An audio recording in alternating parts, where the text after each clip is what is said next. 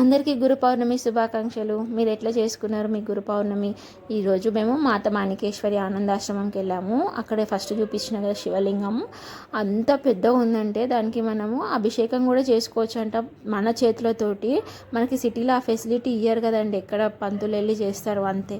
ఇక్కడైతే మనం టచ్ చేసి చేయవచ్చు అంట. చాలా మంచిగా అనిపించింది, మేము చేసాము కూడా. అండ్ ఇక్కడ మనం ఏ పూజ స్టార్ట్ చేసినా కానీ ఫస్ట్ వినాయకుడిని పూజ చేస్తాం కదా, అట్లా ఫస్ట్ వినాయకుడిని చేసినాక గౌరీమాతకు కూడా పూజ చేసేసుకున్నాము. తర్వాత గురుదేవుని పాదుకులకి పూజ స్టార్ట్ చేసాము అనమాట.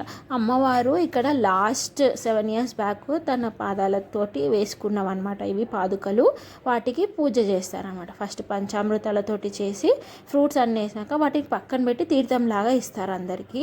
అండ్ తర్వాత వాటర్ తోటి క్లీన్ చేసేసి ఇట్లా మంచి అలంకరణ చేస్తారు. అలంకరణ చేసి బిల్వార్చన పూలార్చన చేసేసి హారతిస్తారు అనమాట. ఇక్కడ స్పెషల్ ఏంటంటే అమ్మవారిని మనకి గురు పౌర్ణమి రోజు అండ్ కృష్ణాష్టమి రోజు ఉయ్యాలలో వేస్తారు. ఎవరికైతే సంతానం లేదని బాధపడతారు కదా, వాళ్ళకి ఆ ఫోటోని ఒళ్ళో వేస్తారనమాట.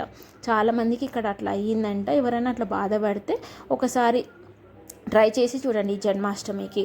అండ్ ఇట్లా చూసారా ఎంత మంచిగా అలంకరణ చేశారో, ఉయ్యాలలో వేశారు, పాటలు పాడారు, చాలా మంచిగా అనిపించింది. ఇట్లా నైవేద్యం పెట్టింది అందరికీ ప్రసాదంలా ఇస్తారు, భోజనం కూడా పెడతారండి.